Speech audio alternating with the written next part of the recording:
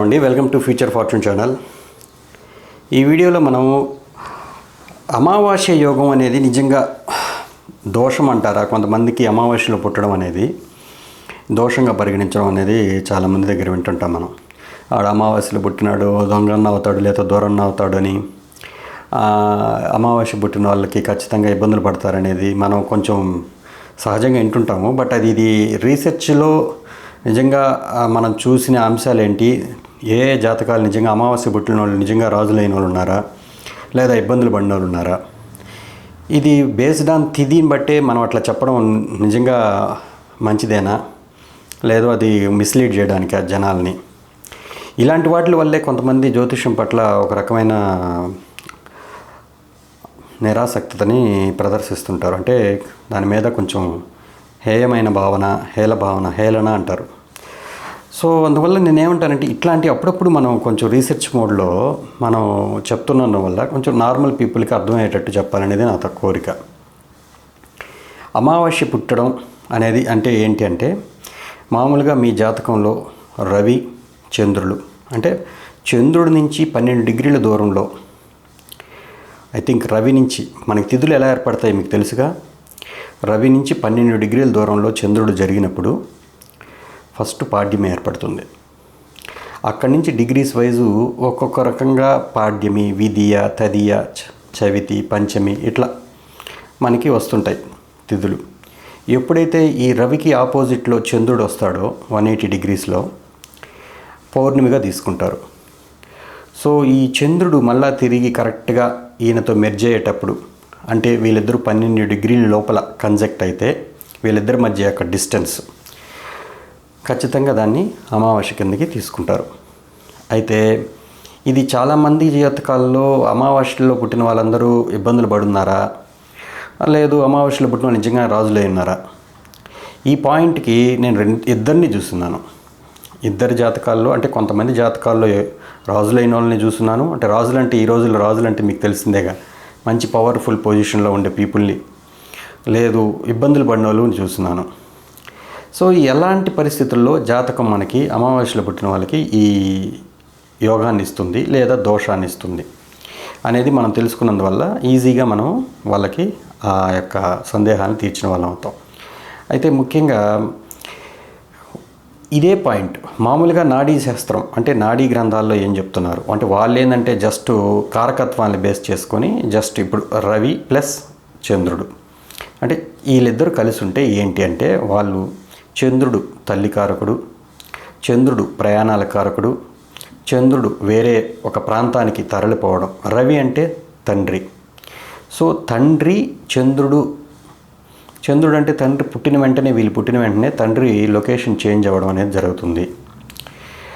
తర్వాత తండ్రి చంచలమైన స్వభావం గలవాడు, అంటే చంద్రుడు అంటే చంచల తత్వానికి మెయిన్ కారకుడు కదా. సో తండ్రి రవి అంటే తండ్రి. తర్వాత మదర్ చంద్రుడు అంటే తల్లి కారకుడుగా తీసుకోండి.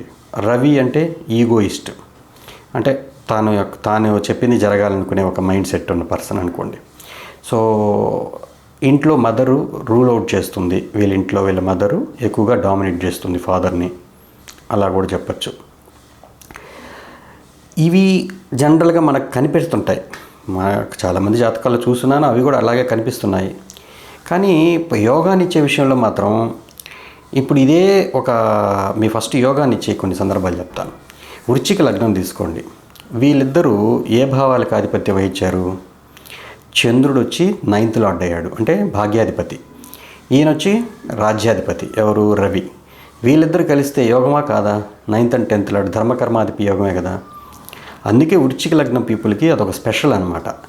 సో ఎప్పుడైతే వీళ్ళిద్దరు కలిసారో, వృశ్చికంలో ఉన్నారనుకోండి అదొక యోగం, మేషంలో ఉన్నారనుకోండి అదొక యోగం, సింహంలో ఉన్నారనుకోండి అదొక యోగం, ఈవెన్ కర్కాటకంలో ఉన్న యోగమే, ధనుసులో ఉన్న యోగమే, మీనంలో ఉన్న యోగమే.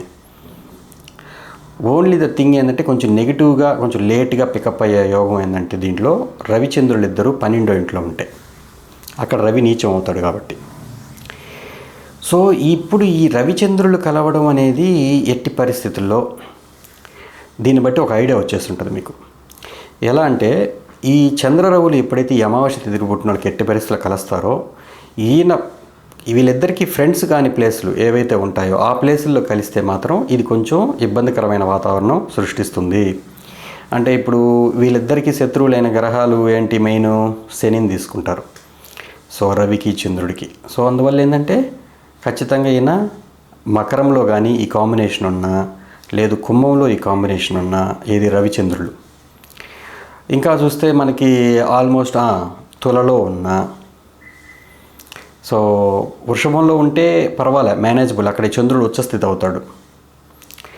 కోర్స్ రవికి శత్రుక్షేత్రమే అది, కానీ అయినా కూడా అది చంద్రుడు మేనేజ్ చేయగలడు, ఎందుకంటే ఆయన మానసికంగా స్ట్రాంగ్గా ఉన్నాడు కాబట్టి.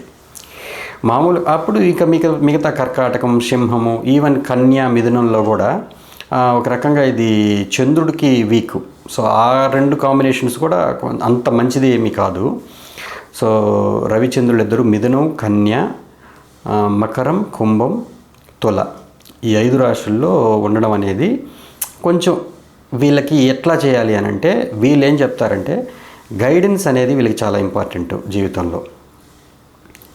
ఎందుకంటే మానసికంగా ఇప్పుడు చంద్రుడు ఆడ సూర్యుడి చేత అస్తంగత్వం చెందినట్టు మనం పరిగణిస్తున్నాం కాబట్టి వీళ్ళకి ఆ ఉల్లాసము ఆ చంద్రుడిలాగా మనోరంజకంగా ఉండడం అనేది చేతగాని విషయంగా చూస్తారు. సో కొంతమంది ఏమంటారంటే, అనేదే కాదు, మనం లాజిక్గా ఆలోచిద్దాం. రవి నుంచి 12 డిగ్రీల దూరంలో జస్ట్ పాడ్యమిలోకి ఎంటర్ అయినా, అంటే అట్లా వెళ్ళిపోయినా కూడా పర్వాలేదు, పికప్ అవుతారు, శుక్లపక్ష చంద్రుడు కాబట్టి అని అంటారు.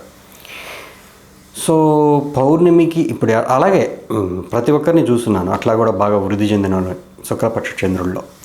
సో ఇంకొకటి, ఒకవేళ మీకు ఈ కాంబినేషన్ శత్రుక్షేత్రంలో ఉందనుకుంటే, మకర లగ్నానికి ఉంది, రవిచంద్రులు ఇద్దరు అక్కడే ఉన్నారు, అష్టమాధిపతి సప్తమాధిపతి, అంతే కదా. చంద్రుడు వచ్చి సప్తమాధిపతి, రవి వచ్చి అష్టమాధిపతి అయ్యాడు మకర లగ్నానికి. సో వీళ్ళిద్దరు కలిసి ఇక్కడ ఉండడం వల్ల ఏ భావాల విషయం అంటే భార్య లేదా భర్త వాళ్ళ యొక్క కుటుంబ విషయంలో సంథింగ్ ఏదో మీకు కొంచెం ప్రాబ్లమ్స్ క్రియేట్ చేయొచ్చు పెళ్లి చేసుకున్న తర్వాత. లేదు వ్యాపార భాగస్వామ్యం విషయంలో మీరు కొంత ప్రాబ్లమ్స్ ఫేస్ చేయాల్సి వచ్చే పరిస్థితి రావచ్చు. అది ఒకవేళ మీకు ఇదే రవిచంద్రుడిని మీకు గురువు కానీ సప్తమంలో కూర్చొని చూశాడు అనుకోండి, కాంపెన్సేట్ అయినట్టే. ఈ కాంబినేషన్ని కొంచెం ఆయన గురువు సప్తమంలో నుంచి చూసినా, ఒకవేళ కన్యలో కూర్చొని పంచమ దృష్టితో చూసినా, లేదు వృషభంలో కూర్చొని నవమ దృష్టితో చూసినా ఈ కాంబినేషన్ యొక్క దోషాన్ని తొలగిస్తాడు ఖచ్చితంగా. సో ఇది చాలా ఇంపార్టెంట్. ఈ అమావాస్య యోగము నిజంగా బాగా దోషంగా పరిగణించబడుతుందా లేదా అనే దానికి మనకి ఇదే రవిచంద్రులు నవాంశలో కూడా కలుస్తున్నారా లేదో చూడండి. అక్కడ కూడా కలుస్తున్నారంటే అది కొంచెం ఎక్కువగా ఆ యొక్క పవరు కరెక్ట్గానే పనిచేస్తున్నట్టు లెక్క. అక్కడ కానీ విడిపోయారనుకోండి పర్వాలేదు, చాలా వరకు వీళ్ళు ఆ దోషం నుంచి బయటపడిపోతారు సెకండ్ పార్ట్ ఆఫ్ లైఫ్లో.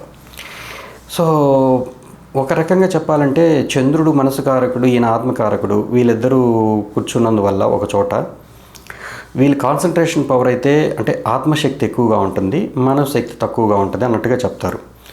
సో ఎవరైతే వీళ్ళకి గైడెన్స్ ఇచ్చి వీళ్ళని అంటే మంచి మెంటర్ వీళ్ళ జీవితంలో ఎంటర్ అవుతారో డెఫినెట్గా వీళ్ళు పీక్స్కి వెళ్ళిపోతారు, మంచి స్థాయిని చూస్తారు. ఎందుకంటే ఆత్మశక్తి బలమైంది దీనికన్నా, మానసిక శక్తి కన్నా.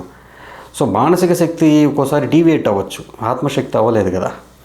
సో దానివల్ల నేనేం చెప్తానంటే ఈ కాంబినేషన్ని అమావాస్యలు పుట్టడం అనేది అటు దోషము కాదు, అటు యోగము పూర్తిగా. అంటే యోగం అని ఇచ్చే సందర్భాలు చాలా ఉన్నాయి, నేను అది చెప్తున్నాను కదా, ఈ రెండింటిని చెప్పాను. సో దోషాన్ని ఎలా కవర్ చేయాలి సార్ అని అంటే అది పుట్టడం అలా పుట్టేసాం కాబట్టి ఒక గురువు ఒక్కడే ఆయన యొక్క దృష్టి కానీ వాటి మీద పడితే మీరు మంచి మార్గంలోకి వెళ్తున్నట్టే లెక్క.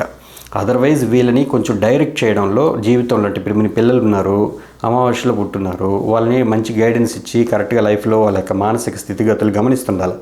మంచి ప్రేమ అవసరం. చంద్రుడు ఎప్పుడైతే అస్తంగత్వం చెందుతాడో సరైన ప్రేమ దొరకపోవచ్చు వాళ్ళకి, చిన్నప్పుడు కేరింగ్ కూడా దొరకపోవచ్చు. దానివల్ల వాళ్ళు ఆ ఇంప్రింట్స్ మైండ్లో పడిపోవచ్చు. సో కొంచెం వాళ్ళు మొరటుగా కూడా బిహేవ్ చేయొచ్చు. ఆ మొండితనం ఇది ఎందుకు వస్తుందంటే వాళ్ళు చిన్నప్పుడు ఆ సరైన ప్రేమను పొందలేకపోవడం వల్ల కూడా కావచ్చు. ఎందుకంటే చంద్రుడు ఆలనా పాలన చూసే చంద్రుడే కదా మెయిన్.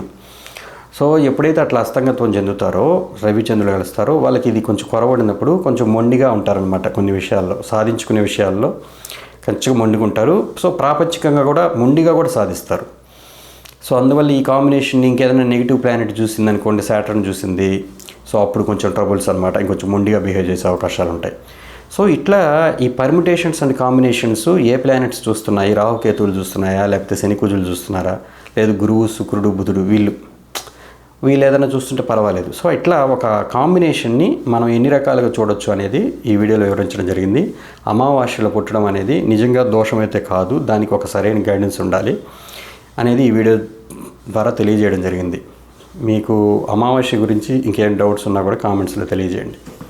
నమస్తే అండి, మీ రాజేష్.